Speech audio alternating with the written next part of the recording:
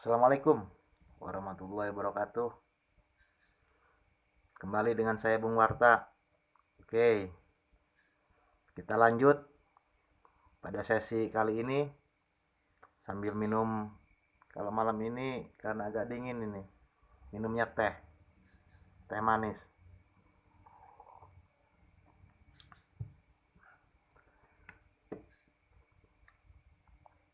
Oke teman-teman, Bung Warta malam ini ingin berbagi wawasan, terutama ini kepada yang belum tahu tentang bagaimana sih ini perusahaan pers, bagaimana ini dunia media, bagaimana ini wartawan.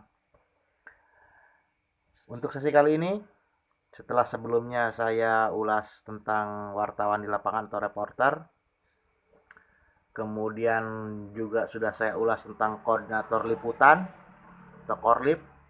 Sesi ini saya ingin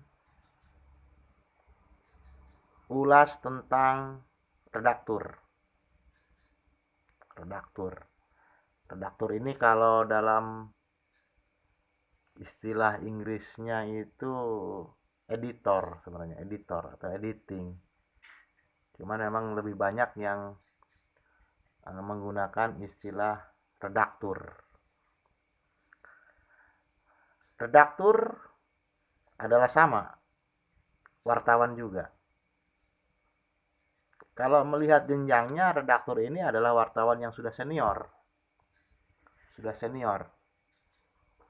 Jadi kalau jenjang wartawan itu dari wartawan yang di lapangan yang mempunyai jenjang wartawan muda untuk bisa menjadi wartawan di jenjang redaktur, karena kalau untuk redaktur ini jenjangnya adalah jenjang wartawan yang memiliki uji kompetensi madya. Jadi jangka waktunya itu kalau dari setelah mengikuti uji kompetensi tingkat muda menjadi reporter atau menjadi wartawan di lapangan, itu bisa menempuh ujian lagi untuk menjadi wartawan madya atau menjadi wartawan tingkat redaktur. Itu prosesnya 4 tahun. Jadi prosesnya 4 tahun. Dari muda ke madya. Itu 4 tahun prosesnya. Tugas dari redaktur yaitu menerima kiriman-kiriman berita dari wartawan. Jadi diterima berita dari wartawan, kemudian akan diperiksa tulisannya, kata-katanya sesuai enggak dengan ejaan yang baik. Kemudian ada enggak kata-kata pada kalimat langsung yang berbahasa daerah, nanti akan diterjemahkan menjadi bahasa Indonesia. Selain mengedit kata-kata huruf besar, huruf kecil yang kadang-kadang ada kelalaian dari wartawan di lapangan, ini akan dikoreksi, diperbaiki huruf besar, huruf kecilnya. Kemudian mana kata-kata yang rancu, ini akan diperbaiki oleh redaktur. Kemudian pada kata-kata yang kurang jelas, misalnya karena memang kata-kata yang bisa tidak dimengerti oleh publik, misalkan karena itu bahasa daerah atau adanya penggunaan bahasa asing, ini nanti akan dirubah oleh redaktur. Biasanya redaktur juga ketika merubah pada kalimat langsung, itu nanti akan ada kode di sananya. Kode pada saat perbaikannya, misalkan kalimat langsungnya orang itu, kalimat langsung ini, orang itu, nah orang itunya siapa? Karena itu kalimat langsung. Karena kalau kalimat langsung itu dituliskan persis apa yang dikatakan oleh narasumber, persis gitu. Dikatakannya persis. Orang itu, kata narasumber, Nah, itu kalau ditulis seperti itu orang akan bingung. Orang itu siapa? Maka oleh redaktur akan diberi keterangan di situnya orang itunya siapa. Si Gundul atau si Pacul, tapi ada kode di situnya. Red. Artinya itu adalah editan atau penambahan oleh redaktur. Pertama itu mengedit dia, menyunting beritanya. Kemudian redaktur juga akan memeriksa judul. Judulnya ini sudah pas belum? Judul ini sudah menarik atau belum? Walaupun wartawan di lapangan mengirimkan beritanya ada judulnya, maka ketika judul itu dirasa kurang pas atau masih belum bisa mempunyai nilai jual berita atau tidak sesuai dengan angle-nya, atau ini kurang pas dengan lead-nya nantinya, maka redaktur akan melakukan perubahan dalam judul. Itu tugas redaktur.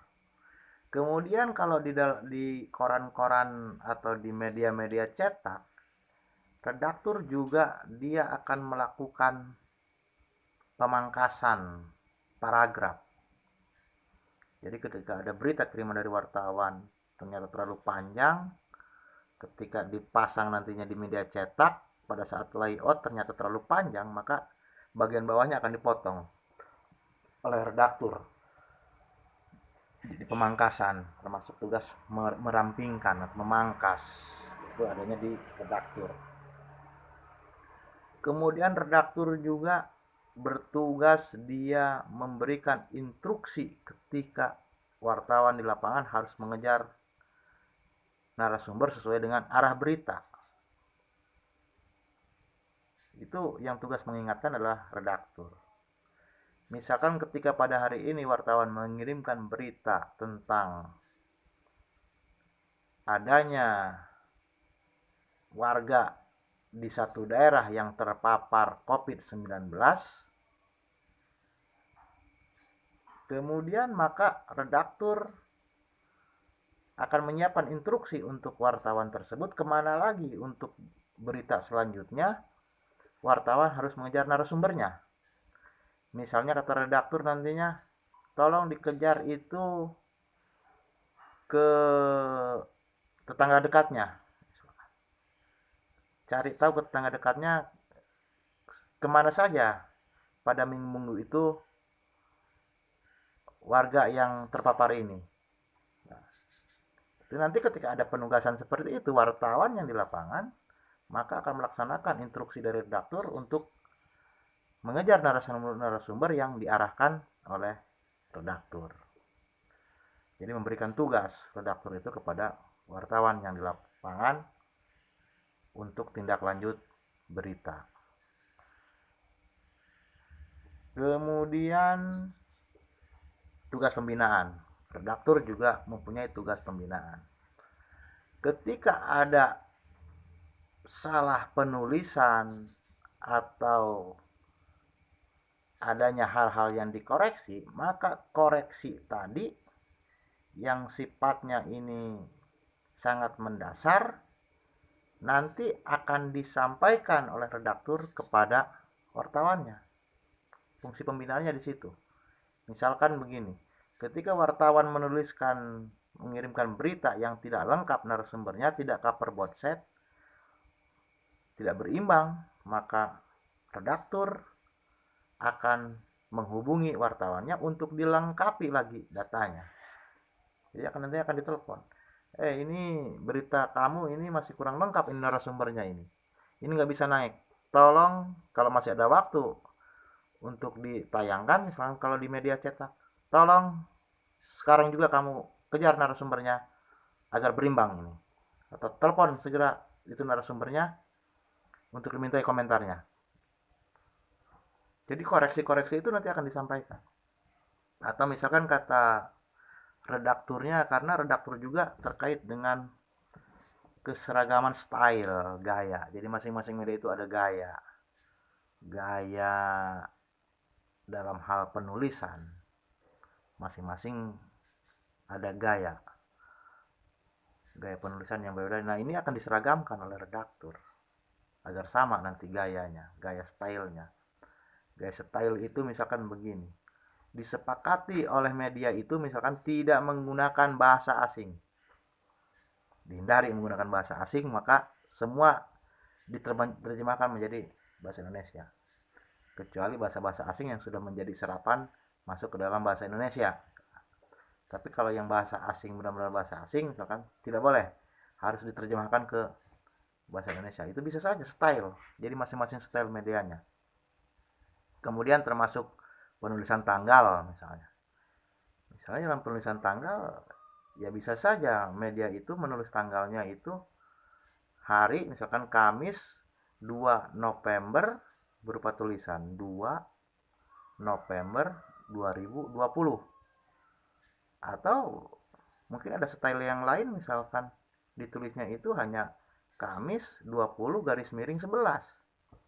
Cukup seperti itu. Atau bisa juga Kamis 20 garis miring 11 garis miring 2020. Bisa. Jadi itu diseragamkan nantinya penulisan tanggal, masing-masing stylenya diseragamkan. Redaktur lah di situ yang berperan untuk menyeragamkan style dalam penulisan. Oke, setelah nanti tulisan itu sudah selesai, sudah dianggap oke, maka nantinya akan ada rapat redaksi. Rapat redaksi ini adalah sebuah forum diskusi untuk mengulas apa hari ini akan menjadi berita utamanya. Ini biasanya di koran-koran cetak. Apa ini akan menjadi berita utamanya untuk halaman depan yang lebih, beritanya lebih wow, lebih akan menggugah pembaca atau lebih berdampak besar bagi pembaca. Mana ini yang akan dipasang di halaman depan? Itu redaktur juga berperan nanti dalam rapat redaksi. Redaktur juga mempunyai peran untuk mewakili tugas-tugas dari pemimpin redaksi. Ketika pemimpin redaksi atau redaktur pelaksana berhalangan mengikuti rapat redaksi, maka yang memegang kendalinya adalah redaktur. Ya, karena ketika tingkatan di atasnya berhalangan, maka ya redaktur yang mengambil peranan itu. Karena kan produksi berita itu berkelanjutan dan memang ditunggu sesuai dengan jadwal cepatnya. Ketika memang kalau untuk koran cetak misalkan jam 10 sudah harus siap cetak, maka mau tidak mau ya sebelum jam 10 itu harus sudah beres. Begitu juga dengan media-media online juga yang memang volume atau kecepatan beritanya itu sangat diutamakan, maka terus menerus untuk mengunggah berita terus menerus, maka memang harus standby, ada yang standby. Ketika pemred berhalangan, maka pemegang kendali adalah redaktur pelaksana. Redaktur pelaksana berhalangan, maka redaktur yang harus memegang kendali. Dalam sebuah media biasanya redaktur ini ada beberapa orang, tergantung dari medianya atau tergantung dari berapa jumlah kiriman berita dari wartawannya, karena memang ada tingkat kemampuan juga dari redaktur ini untuk bisa mengedit berapa berita dalam hitungan per jam atau per harinya. Nah, kemampuan ini kan tergantung dari panjang tidaknya tulisan yang akan diedit, kemudian tergantung dari sejauh mana bagus dan tidaknya tulisan yang dikirim oleh wartawannya. Ini berpengaruh dalam pengeditan.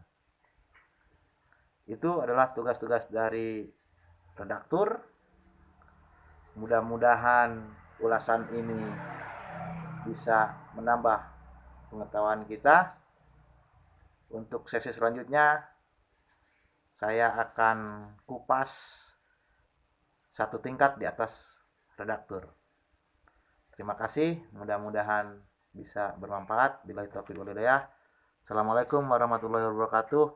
Saya Bung Warta. Jos.